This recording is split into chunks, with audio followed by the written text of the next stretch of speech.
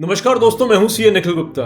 GST में आज एक बहुत इंपॉर्टेंट पॉइंट को डिस्कस करने वाले हैं, जिसमें हम डिस्कस करेंगे जीएसटी टीम द्वारा आपके गुड्स को और व्हीकल को ड्यूरिंग ट्रांसपोर्टेशन इंटरसेप्शन करना, डिटेन कर लेना और उस पर पेनल्टी इंपोज करना, या जिसे हम कॉमन भाषा में बोलते हैं, अपनी आम भाषा में बोलते हैं, जीएसटी टीम द्वारा गाड़ी पकड़े जाना। फ्रेंड्स, जब भी हमारी गाड़ी पकड़ी जाती है जीएसटी टीम को द्वारा बहुत प्रॉब्लम होती है।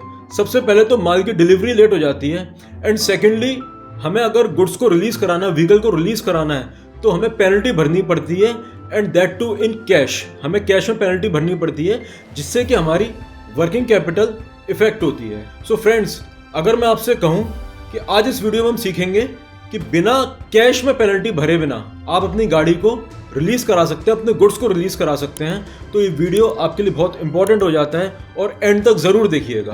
फ्रेंड्स, जीएसटी में जीएसटी टीम एक काम बहुत इंपॉर्टेंट है, वो ये करती है कि जो भी आपका मूवमेंट हो रहा है, जो भी सड़क पे गाड़ियों का मूवमेंट होता है, उसको ट्रैक करते हैं और किसी भी कॉन्ट्रावेंशन पे वो उस गाड़ी को पकड़ लेते हैं, डिपार्टमेंट ले जाते हैं और पेनल्टी इंपोज करते हैं। फ्रेंड्स, जरूरी नहीं है कि आपका इंटेंशन टू वेट टैक्स हो।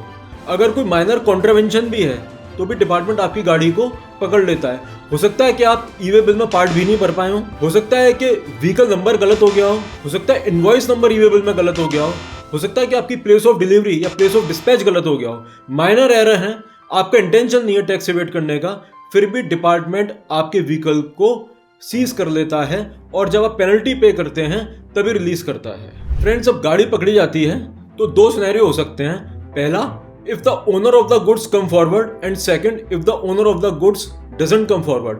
यानी अगर ओनर ऑफ द गुड्स सामने आ जाता है, वो कहता है कि मैं इस माल का मालिक हूं, तो आपको 200% of the tax as penalty pay करनी पड़ती है। जो भी मतलब टैक्स आपके इनवॉइस में उसको 200% कर दीजिए, that is paid by way of penalty. और अगर owner of the goods if it doesn't come forward, कोई भी आदमी आके उस माल की ओनरशिप क्लेम नहीं करता है, उस केस में आपको 100% of the value of the goods ये आपको पे करना है बाय वे ऑफ पेनल्टी।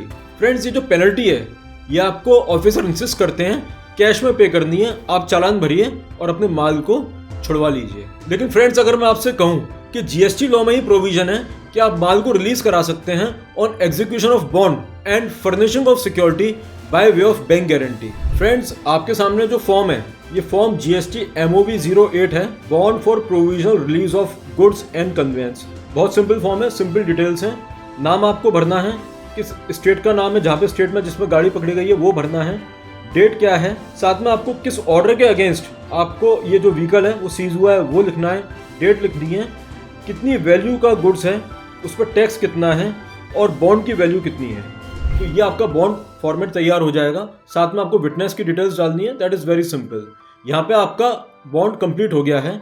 अब आपको बैंक गारंटी की डिटेल डालनी है। फ्रेंड्स, बॉन्ड आपका कंप्लीट हो गया। अब आपको अपनी बैंक को रिक्वेस्ट करना है कि वो डिपार्टमेंट के फेवर में एक बैंक गारंटी इशू करें।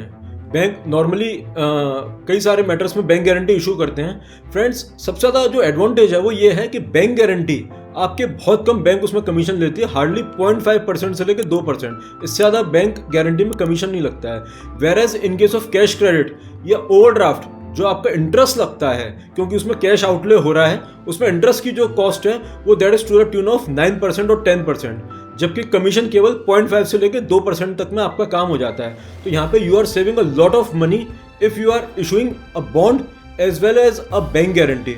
तो आप अपना काफ़ी पैसा बचा ले रहे हैं और ऑफिसर को आपकी गाड़ी रिलीज करनी पड़ेगी। Honourable Allahabad high court in case of Caminova India limited, उसमें इलाहाबाद हाई कोर्ट ने releasing of goods by way of bond and bank guarantee इसको अपहेल्ड किया और साथ में डायरेक्ट किया डिपार्टमेंट को कि आप गुड्स को रिलीज कर दीजिए बॉन्ड पे और बैंक गारंटी पे। ये तरीका बिल्कुल सही है।